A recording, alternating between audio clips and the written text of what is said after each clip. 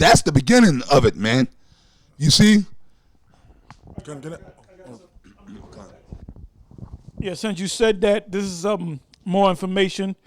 This is, I'll just read the headline. It says, Alert, UN military invading America with Obama's blessings. And this is from October 6, 2015.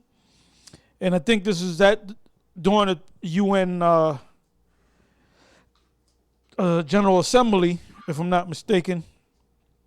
This is from flatoutunconstitutional.com. It says, this is no longer a conspiracy theory. This is coming to America now. We the people must put a stop to it immediately. And now when you read into the story, which I'm not going to do, it's a UN peace force, you can call it. You know how they have the UN peace forces, UN forces in a nation to quell certain situations. Well, now it's open to America because the U.S. is a signatory, with the UN itself.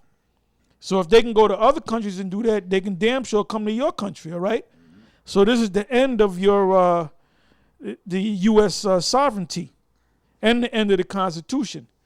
And then I hope people out there keeping up with the TPP, the Trans-Pacific Partnership, because Hillary's backing off from that because she was for it for the last I don't know how many years, and Barack is trying to push it through. But now once that's pushed through, if you understand it, basically the U.S. loses its sovereignty. You can have certain drugs or certain foods or certain things that are not healthy be exported to this country and without warning labels. So the U.S. courts can't overturn, the decisions that are made with other courts outside this country. All right. So I mean, like I said, this is the beginning of the end for the sovereignty of the United States. And like I said in the beginning of this show that we did, or that we're doing, you see what's happening over there in Syria.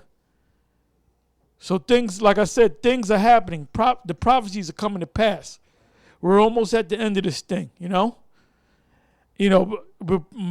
most likely going to make it to the year 2016.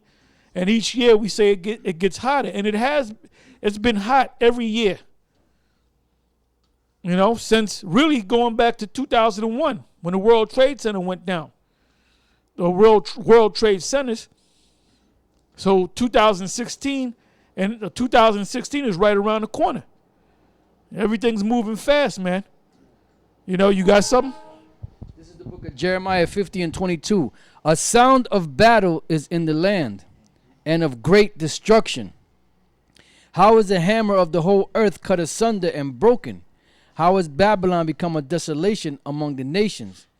I have laid a snare for thee, and thou art also taken, O Babylon, and thou wast not aware. Thou art found and also caught, because thou hast striven against the Lord. So what you see going on over there with Russia and Syria and America getting involved in that's basically the beginning of your downfall, because that's what's going to draw you in. Because you're trying to be you're the superpower of the earth, but you have other superpowers that are ruling also, and when you go up in there, you try to play your checkers. Russia's going to checkmate you, because they're going to play chess on your ass. It says, I have laid a snare for thee, and thou art also taken, O Babylon, and thou wast not aware. Thou art found and also caught, because thou hast striven against the Lord. The Lord hath opened his armory, and hath brought forth his weapons of his indignation. For this is the work of the Lord, power of hosts in the land of the Chaldeans. So these weapons that Russia has, which they say are far more superior than the weapons in America, their missiles and their technology, their stuff is far more superior to your bullshit missiles over here. The Russians got a missile called sickle. Check that out.